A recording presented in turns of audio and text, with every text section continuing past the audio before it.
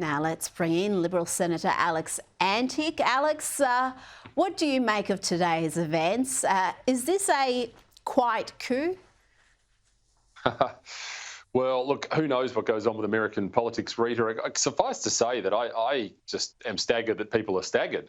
This seemed to be telegraphed for, I would have thought, years out. I mean, I honestly didn't think that Joe Biden would make it past the first year, frankly. And we saw that because his performances in the 2019-2020 era were actually not that much different to what we saw in that recent debate. It's just that all of a sudden the media turned on him. Of course, from there, we just saw a pile-on. And I mean, I just find it staggering. I saw Vivek Ramaswamy making the point at the presidential elections, Republican presidential debate, that the Democrats should just give up this charade that Joe was going to be the nominee. I don't know. I mean, it just strikes me as being the most obvious train wreck in the distance that I have ever seen. And yet here we are, and people are feigning surprise. So be it, I say. But they were happy for him to run again as long as they had gaslit the American people into believing he was fit for office. It's only when the polls really turned. I don't think they even care about the debate performance as much as they just see no recovery in the polls for him. So they're just going to throw away the entire process. And when you look at the polls that have come out just since this news broke, it doesn't look pretty for Kamala. This national GE polls got Trump on 44%, Harris 36%, and Kennedy up to 6% there. Joe Biden is backing his vice president, and so are a number of other powerful players, but not Barack Obama, not yet. And he seems to have so much power within the Democrats. Alex, why do you think that is? Why do you think he's hesitant to back Kamala? Well, it's a great question, and I note that there is actually the convention in a couple of weeks, so it's all yet to be played out, and the way it rolls is quite intriguing. They can vote virtually over the next little period. They'd hope to install the previous President Biden by, I think, the 7th of August. And that didn't happen, obviously. So there's obviously some, backroom negotiation going on. People bring their delegates with them. They are all free to vote now, however they want, though. Biden's Democrat delegates. So time will tell. But look, I mean, this has been such a topsy-turvy period over the last few months yet. I don't think we could safely say that she is home and hosed yet. I mean, maybe there's an outsider that might come through. If you ask Roger Stone, he's been saying Michelle Obama for 18 months. I don't know. I mean, we've had enough October surprises in the last 2 months before we even get to October. I mean, who knows? It's a very good point, and there's some very smart money saying just that they're going to go with her now, give her a couple of weeks to try to prove herself, and if she fails, then they've got time to back another candidate in, perhaps a Michelle Obama or a Gavin Newsom. I mean, the entire process, though, seems to be shambolic, Alex. You've got a process to find a candidate, and the Democrats seem to have little respect for that. We've seen that in previous campaigns, and again this time, pressuring the president to step down. They keep talking about threats to democracy and how Donald Trump is the great threat to democracy. They don't seem to have a great deal of respect for the democratic process themselves. Yeah, well, as always, politics in the US is a bit like the portrait of Dorian Gray. You're sort of accusing your opponent of doing the things you're doing yourself. I mean, it's quite right. As Trump said on the weekend, what did he ever do for democracy? He took a bullet for democracy. That's what he did. And so, yeah, I agree. We've heard all the usual overtures. Oh, we can't let Trump be back in the White House. He'll be a dictator, even though he wasn't in the last round. He'll be, whatever the accusation is, he'll be. And of course, the American people now have the benefit of seeing what came under the Trump presidency, which was an incredible economy, a secure border, almost Middle East peace, by the way. So I think you'll find that the mood has changed a lot out there in the US, and we're starting to see people coming out of their shells, which is reassuring. Well, you've never been shy about expressing your support. You've met with the president. There's a picture of you and him together that you've shared. What can you tell us about your own personal interaction with him and what a second Trump term will mean for Australia and for that US alliance? Can you see, for example, Kevin Rudd remaining in that crucial position, given some of the horrendous things he has said about President Trump in the past? Well, I notice that everybody seems to be backpedaling now at 100 miles an hour as the Trump presidency gets closer to a reality, the 47th president of the United States. From my own personal point of view, I found him to be incredibly engaging. I mean, I think this is the terrible thing the left don't want to admit when it comes to Donald Trump. He's a consummate professional. He is personable. He is funny. And he listens to people. And I mean, I know that runs against the narrative. Can I just say by the outset that, and this station and yourself are precluded from this pejorative that I'm going to say, but I actually don't care what anyone in the media anywhere says about anything, let alone Donald J. Trump. And I certainly don't care what celebrities say.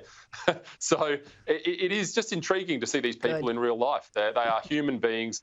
As to the Australian scenario, look, I mean, I think people will scramble now to talk about, him in favourable terms, as they should. Oh, absolutely. And I think he was, in many ways, a positive for Australia, particularly when you look at how he handled China. That's rarely spoken about. And, of course, other successes internationally, including those at peace deals. But back on Kamala, it wasn't long ago when even the most left of leftist publications were admitting that the Democrats have a Kamala problem, The Atlantic among them. They've described her career as, this rising star who's ended up being a damn squib and how she's just hasn't got a single vote cast for her for these primaries.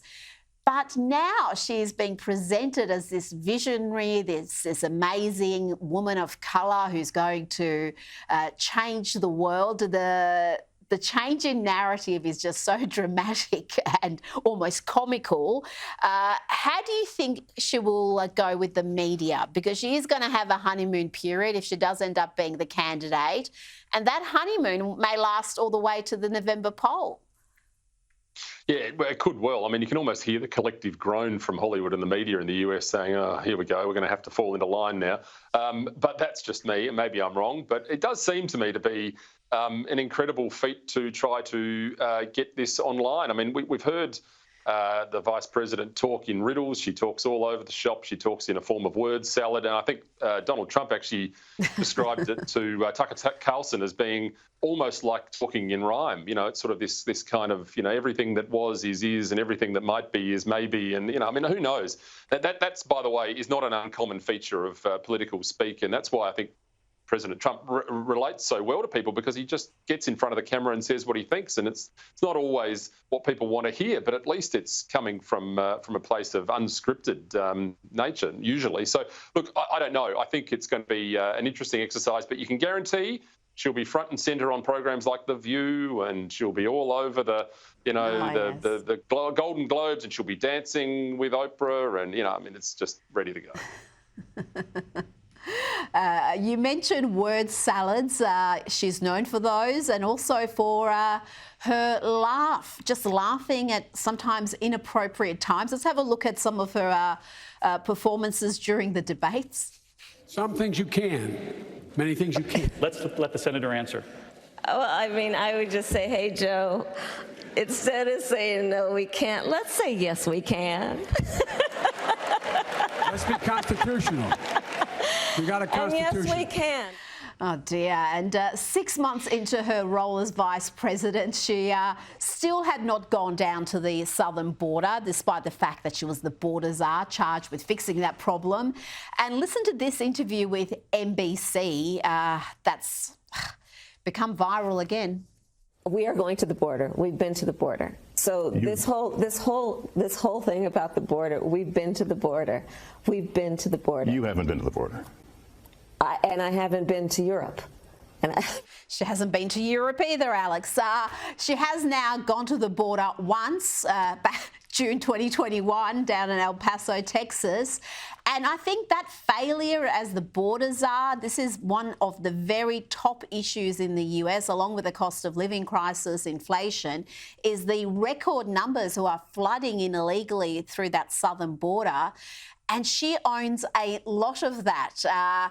How do you think she'll be judged if she is the candidate? If they do stick with her, how will she dodge responsibility for the illegal immigration crisis?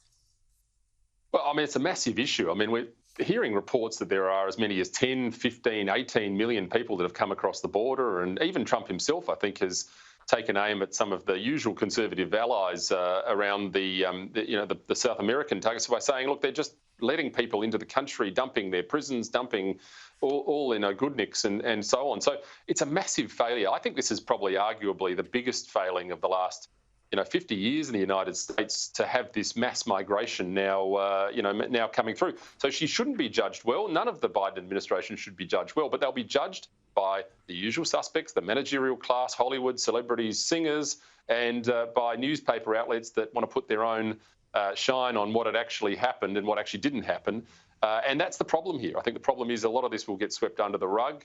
That's why it's so important that we have platforms where we can talk about this stuff. You won't see it on many of these social media outlets, I can assure you, but you may well see it on Twitter, I suspect.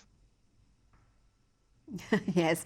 Now, to the UK, I talked about Kevin Rudd and some of the things he has said about President Trump and how he can go on with the possible Trump administration in his current role. The UK has got even more serious troubles because the new Labor government, you got the Foreign Secretary there, David Lammy, who's called Trump a neo-Nazi sociopath. I mean, how do you move on from that? We know Trump can hold a grudge. What can this mean for the US-UK alliance?